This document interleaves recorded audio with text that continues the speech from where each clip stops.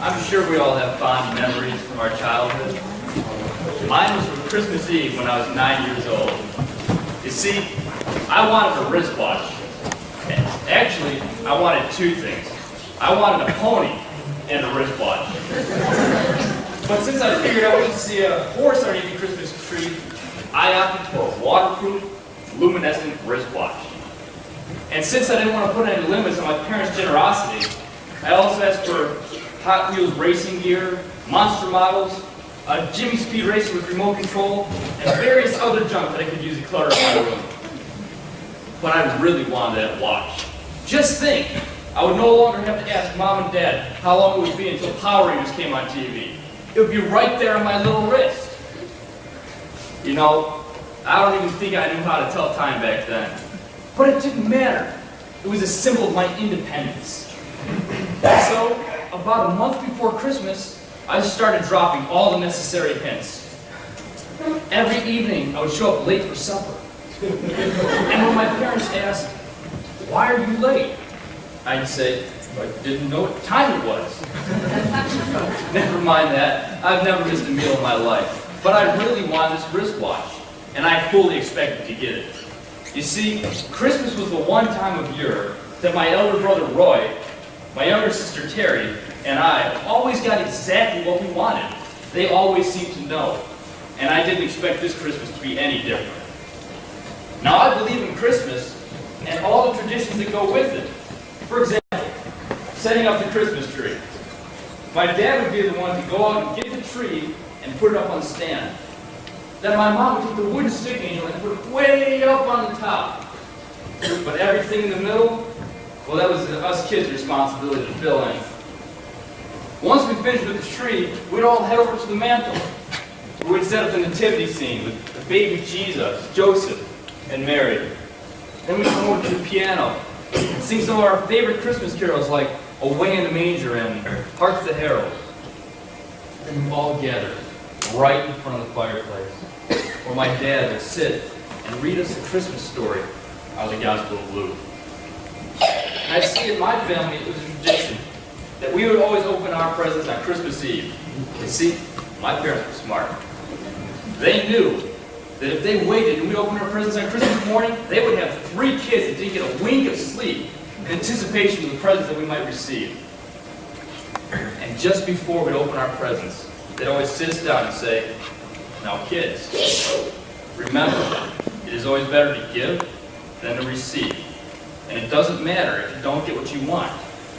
But the greatest gift ever given was the gift of Jesus Christ." But somewhere in the middle of lights and the tinsel and the wrapping paper, I had lost the true meaning of Christmas. I know that I had been taught it is more blessed to give than whatever, and that you should be thankful for whatever. But I really just want to get right past all this giving stuff and get right to that receiving part. So as I looked under the tree, I saw it. It was a little box of blue wrapping paper with a white bow, perfect size for a wristwatch. So I said, I'm going to save this one for last.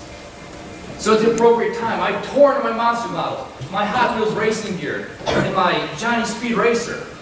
All the while, looking over my shoulder to see that my brother, Roy, got what he wanted. It was a Mattel Power Shop. And my sister, she got what she wanted. It was a drinking wet baby doll. And I remember sitting there, preparing to open the present, thinking, how can I pretend to act surprised when I get exactly what I want? And when I opened it up, I didn't have to act surprised. You see, inside the box wasn't a waterproof, luminescent wristwatch. Instead, there was this tin coil of wire called a slinky. I was shocked. For the first time in my life, I was speechless. I don't know how I acted, but I know that I didn't try to hide my disappointment. As the evening wore on, my father helped Roy carve 2 pigs with his present, and my mother followed Terry and her doll around with a dish towel. I sat there, ramming my Johnny Speed Racer into the box that contained that thing, that slinky. wanted, Terry got what she wanted, and here I was, stuck with this piece of junk whose greatest achievement in life was going downstairs by itself. Well, as I sat there, running my toy into that box, I managed to work myself up into a little pout. No, Roy, I don't want to help you carve Mom a new spoon. No, Terry, I don't want to play house. No, I don't want to sing any more songs. No, I don't want any more fudge. And when I discovered my vocal cords, there was no stopping me. Roy and Terry got what they wanted, why didn't I? This is my worst Christmas ever. I'm going to bed. And with that pronouncement, I stomped out of the room. Up the stairs and slammed the door behind me. As I sat there in the dark, on the corner of my bed, I fully expected my mom and dad to come rushing up the stairs and apologizing profusely for not giving me what I wanted. But as I sat and waited, nobody came. I got angrier and angrier at my parents. How could they teach me all this about giving being better than receiving and not giving me what I wanted? I got so mad. I wanted to rip the heads off my brother's G.I. Joe and shoot his bow and arrow into the wall. But instead, I decided to take my anger out of my pillow. And as I picked it up, I was about to tear it to shreds. There I received a second surprise of the evening. In the dark, I saw glowing back at me the green dial of a waterproof, luminescent wristwatch. I turned on the light, picked up the watch, and underneath it, there was a note.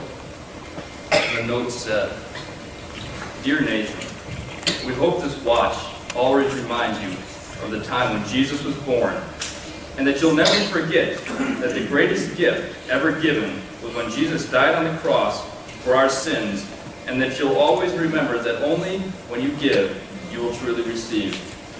Love, Mom and Dad." I didn't want to apologize. I felt strangely beneath that. Instead, I just sat there on the corner of my bed, put my head in my hands, and cried. In the middle of my greed and my gifts, I truly rediscovered that which I had lost. Heartfelt gratitude for the gift of all gifts, God's one and only Son, Jesus.